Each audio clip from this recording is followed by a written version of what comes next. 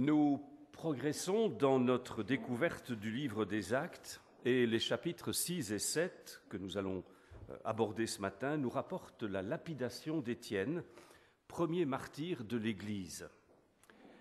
Si l'Évangile progresse rapidement, on avance des chiffres de plusieurs milliers de conversions, 3000 lors de la Pentecôte, l'opposition, elle aussi, se fait plus présente, l'hostilité manifestée par la classe religieuse qui a conduit à l'arrestation et à la mort de Jésus ne s'est pas calmée après l'élimination de celui-ci, bien au contraire.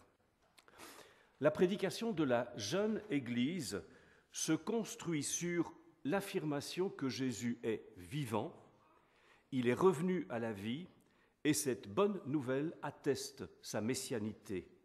Il est le Messie promis à Israël, qui n'a pas été reconnu par son propre peuple qui porte l'entière responsabilité de sa mort. Si le peuple est impressionné par les miracles opérés par les apôtres, les autorités y voient un danger pour la préservation de leur pouvoir. Dans les chapitres précédents, nous avons vu que Pierre et Jean ont déjà connu quelques difficultés. Ils ont été arrêtés, jetés en prison, en sont sortis miraculeusement. Ils ont été convoqués par le tribunal suprême, par le Sanhédrin, qui leur a intimé l'ordre de se taire, ce qu'ils ont catégoriquement refusé. Voilà ce que dira Pierre. « Jugez vous-même s'il est juste devant Dieu de vous obéir plutôt qu'à Dieu. Quant à nous, nous ne pouvons pas renoncer à parler de ce que nous avons vu et entendu. » La bonne nouvelle du salut en Jésus-Christ doit être proclamée à tout le peuple en dépit des interdits qui lui sont proférés. Nous ne lirons pas les deux chapitres, ce serait trop long, mais on va simplement prendre quelques extraits. On fera une première lecture dans le chapitre 6, les 7 premiers versets. En ce temps-là, alors que le nombre des disciples augmentait, les croyants de langue grecque se plaignirent de ceux qui parlaient araméen. Ils disaient que les veuves de leur groupe étaient négligées au moment où chaque jour on distribuait la nourriture. Les 12 apôtres réunirent alors l'ensemble des disciples et leur firent cette proposition. Il ne serait pas juste que nous cessions d'annoncer la parole de Dieu pour servir aux tables. C'est pourquoi, frères et sœurs, choisissez parmi vous 7 hommes de bonne réputation, remplis de l'Esprit Saint et de sagesse, et nous les chargerons de ce travail. Nous continuerons ainsi à donner tout notre temps à la prière et au service de la parole de Dieu. Et l'Assemblée fut d'accord avec cette proposition. On choisit Étienne, un homme rempli de foi et d'Esprit Saint, ainsi que Philippe, Procore, Nicanor, Timon, Barménas, Nicolas d'Antioche, qui s'était autrefois converti à la religion juive. Puis on les présenta aux apôtres, qui prièrent et leur imposèrent les mains sur eux.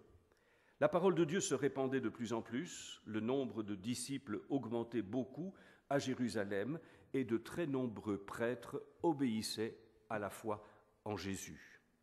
Nous l'avons vu, premier verset, une mention de ce succès en quelque sorte de l'Évangile, et ce dernier verset qui nous rappelle exactement que la croissance de l'Église est une réalité qui est visible.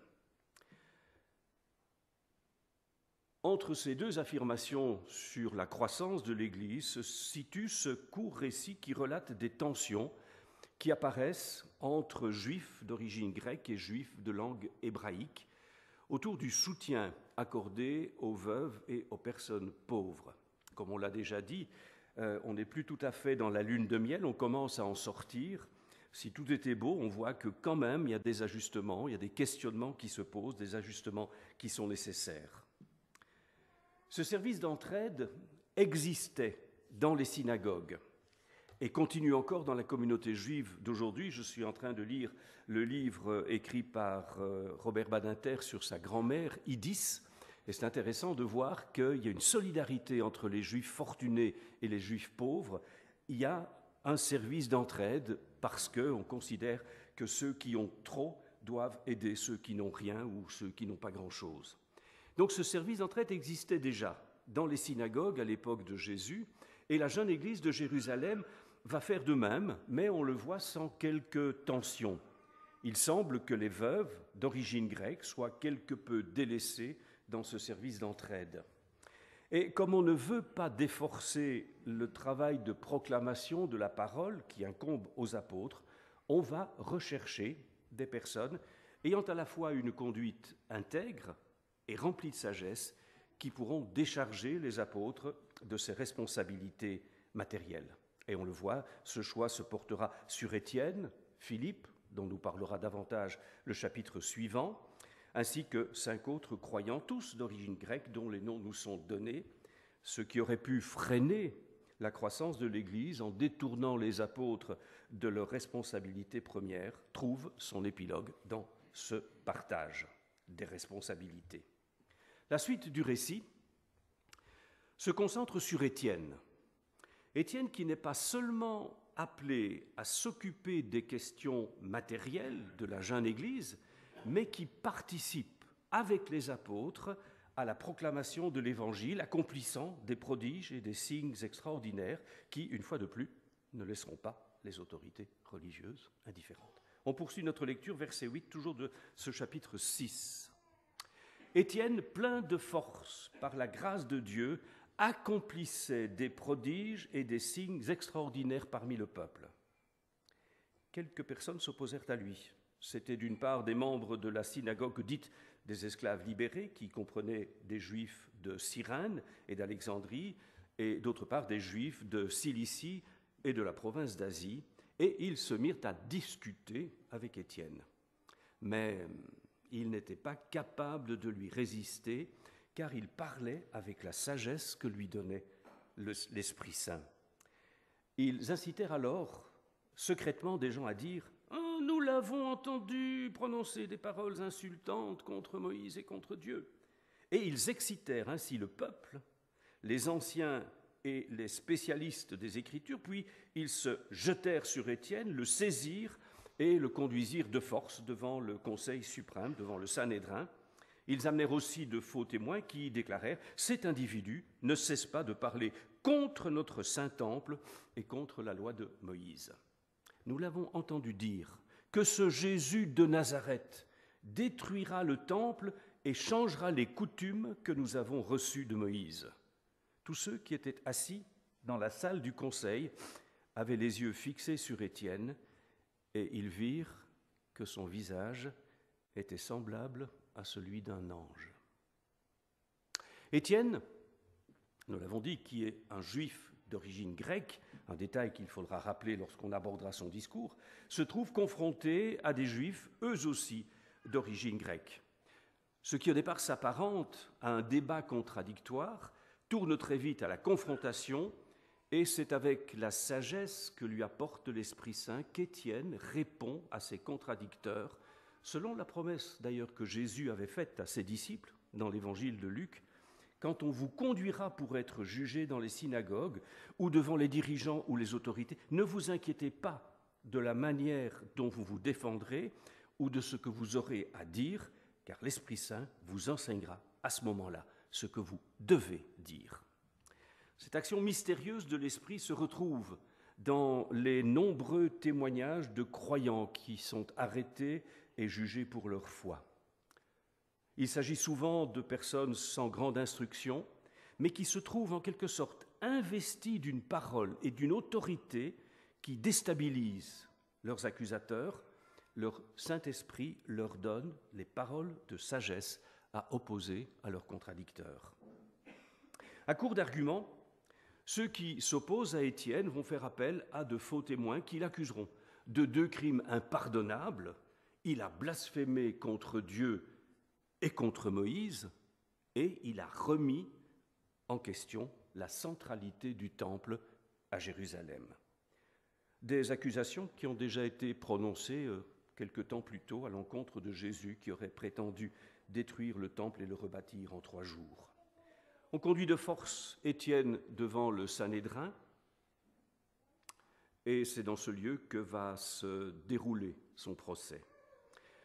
Tout indique qu'Étienne est parfaitement lucide sur l'issue de celui-ci, tout comme Navalny l'était lors de ses différents procès. Une grâce particulière va lui être accordée, que le récit indique de manière quelque peu étrange. Son visage était semblable à celui d'un ange. Au plus intime de lui-même, Étienne prend conscience que ce qu'il vit l'identifie en quelque sorte à Jésus dans l'injustice de son procès, de sa condamnation et de sa mort. C'est sans agressivité et avec respect pour ses accusateurs que Étienne va prendre la parole. Mes frères, mes pères. On ne peut pas être plus diplomate en disant cela. Un discours magistral dont nous n'indiquerons que quelques traits dominants par manque de temps. Un discours qui propose un survol de l'histoire d'Israël depuis l'appel d'Abraham jusqu'à la dédicace du temple de Salomon et qu'il conclura par une parole prononcée par Ésaïe ou prononcée par le Seigneur et qui se retrouve dans le dernier chapitre du livre d'Ésaïe, parole prononcée au retour de l'exil. On l'a mentionné, et c'est important de le répéter, Étienne est d'origine grecque.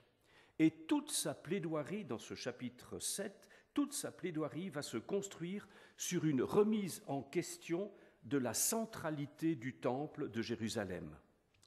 Depuis Abraham, le peuple a vécu et marché dans la proximité de Dieu sans la présence d'un temple, alors qu'à l'époque de Jésus, le temple est devenu pratiquement le lieu exclusif de la présence de Dieu. Le peuple juif est un peuple nomade que Dieu va accompagner au désert et lors de la conquête du pays. Et si sa présence se matérialise par une tente, celle-ci n'est pas faite en dur, puisque c'est une tente qui est mobile et qui est déplacée de lieu en lieu, rappelant cette mobilité de Dieu en quelque sorte qui accompagne son peuple. C'est Salomon. C'est Salomon qui décidera de construire une maison, un lieu fixe où la présence de Dieu sera manifestée. Mais quand on voit le récit de la dédicace du temple par Salomon, Salomon n'est pas dupe. Il sait que Dieu est trop grand pour être enfermé dans les quatre murs d'un temple, et il le dira très clairement lors de la dédicace du temple. Et dans son discours, Étienne va en quelque sorte conclure celui-ci par une citation qui est tirée du dernier chapitre du livre d'Ésaïe. Des paroles qui sont prononcées alors que le peuple, au retour de l'exil, se pose la question de la reconstruction ou de la non-reconstruction du temple qui a été détruit par les Assyriens. Faut-il reconstruire le temple dont il ne reste que quelques pierres ? Et voici ce que Dieu lui-même déclare, dernier chapitre, Ésaïe 66, « Le ciel est mon trône, et la terre est un escabeau pour mes pieds. Quel genre de maison voudriez-vous me bâtir ? En quel endroit pourrais-je m'installer ? N'ai-je pas fait tout cela de mes mains ?» Et dans son commentaire du livre des Actes, Antoine Nuis dit « En citant Ésaïe, Étienne poursuit sa relecture de l'histoire d'Israël dans la perspective d'une théologie de l'exil en opposition à la terre et au temple. » Nous sommes au cœur de la théologie des deux temples dont nous parlait Ariane la semaine dernière.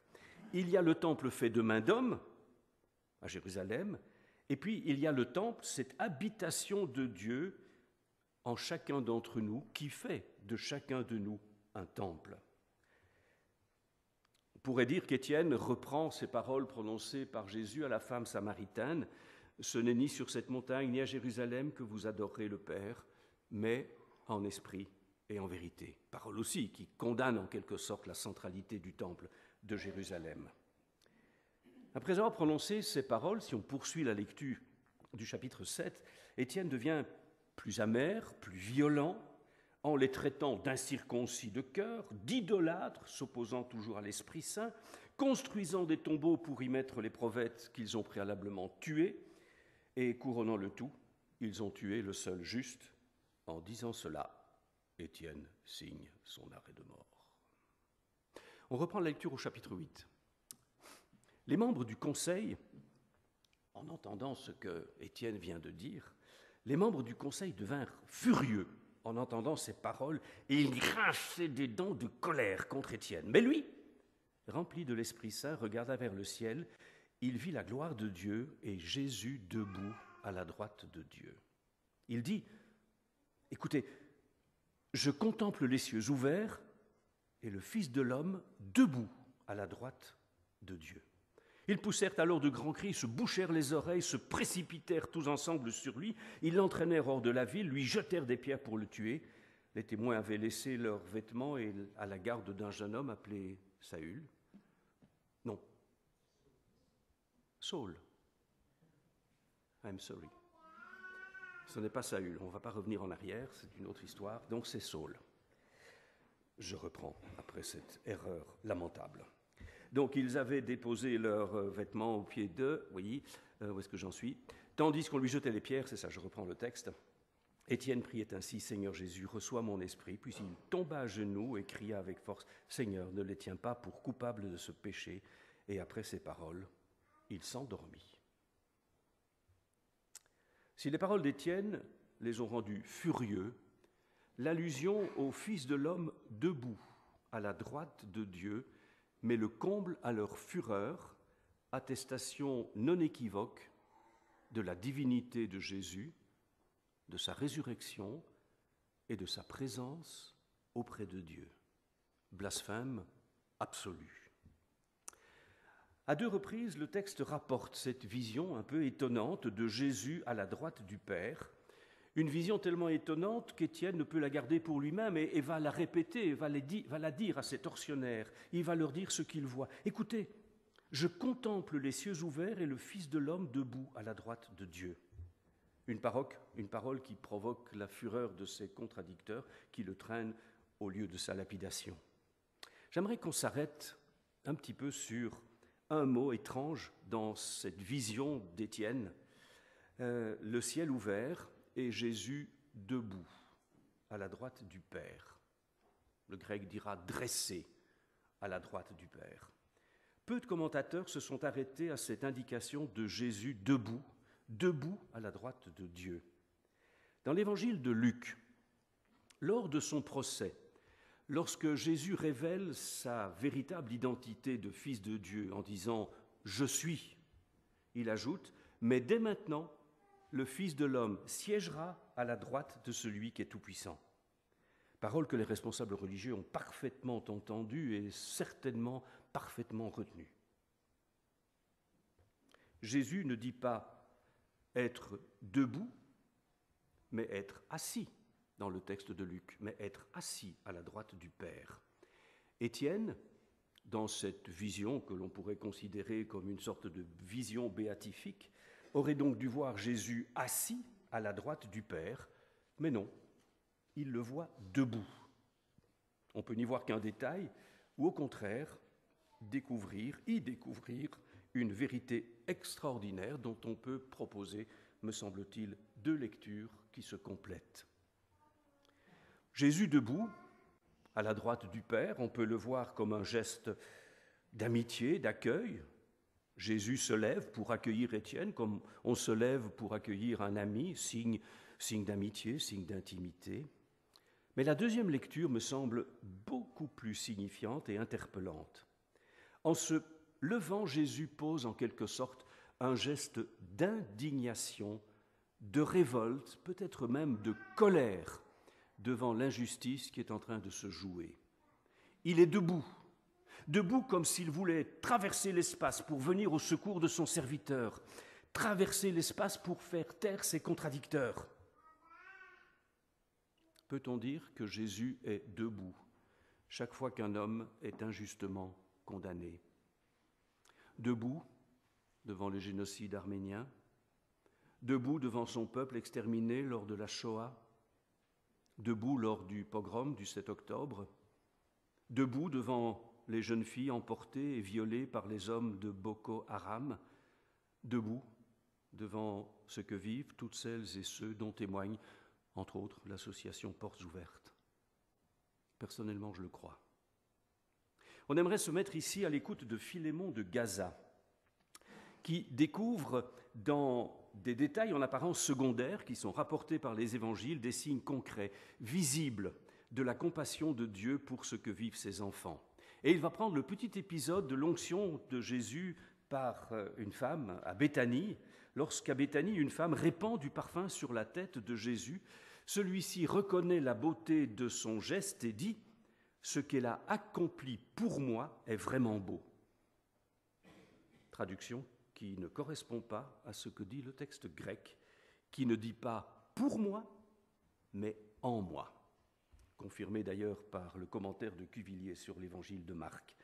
Ce qu'elle a accompli en moi, en eimi, ce qu'elle a accompli en moi est vraiment beau. En disant en moi, Jésus montre que son cœur a été profondément touché, profondément bouleversé, ému par la beauté du geste que cette femme vient de poser.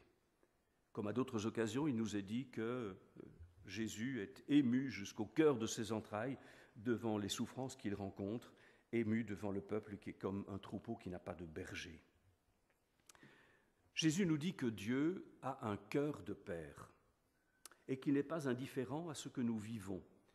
Et on pourrait citer de multiples situations, la joie dans le ciel pour un pécheur qui se repent, la joie du Père qui accueille le Fils prodigue à son retour à la maison et qui cache son visage dans le cou de son Fils pour qu'il ne le voie pas pleurer. C'est en tout cas ce que dit aussi un des pères du désert, un certain Macaire, qui dit aussi que le Père cache son visage pour que son Fils ne voie pas qu'il est en pleurs, tellement il est heureux du retour de son enfant. Si Dieu se présente à nous comme un Père, ne peut-on lui prêter les sentiments de ce que nous vivons et ressentons comme parents? Ce que vivent nos enfants nous fait rire ou pleurer. Nous sommes fiers de leur réussite, dévastés par leurs errances.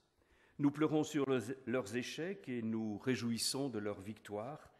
La petite fille qui remet à sa maman un dessin malhabile d'un cœur ou d'une rose bouleverse son cœur de mère. Lorsqu'à 2 reprises, l'apôtre Paul nous invite à dire « Abba » et non plus seulement « Père ». Lorsque nous nous adressons à Dieu, il révolutionne l'image que nous nous faisons de Dieu. Il est un Père aimant, débordant d'amour pour chacun, chacune de ses enfants. Mais il est saint. Mais cette sainteté ne l'empêche pas d'éprouver pour nous, ses enfants, les sentiments d'un Père. Il se réjouit de nos joies, il participe à nos souffrances, s'attriste de nos désobéissances et de nos abandons. Toutes les paroles des prophètes nous parlent d'un Dieu qui souffre des abandons de son peuple, et s'il lui arrive de prononcer des paroles de jugement, ce sont celles d'un amant éconduit. Dieu est totalement solidaire de nos conditions humaines. Nous pouvons donc réjouir son cœur lorsque nous marchons fidèlement à sa suite et l'attrister lorsque nous partons dans des chemins de désobéissance, d'abandon ou de rejet. Il me semble que prendre conscience de ce qu'éprouve le cœur de Dieu, qui se réjouit ou qui s'attriste, devrait avoir un impact profond sur nos chemins de sanctification. Ce que je vis réjouit ou attriste son cœur de père. Daniel Bourguet, dans son livre « La repentance, une bonne nouvelle », fait une constatation étonnante. Il nous parle du mot hébreu « naam », traduit en grec par « métanoïa », que l'on traduit habituellement par « repentance », et il nous dit que ce mot hébreu « naam » en fait a un double sens.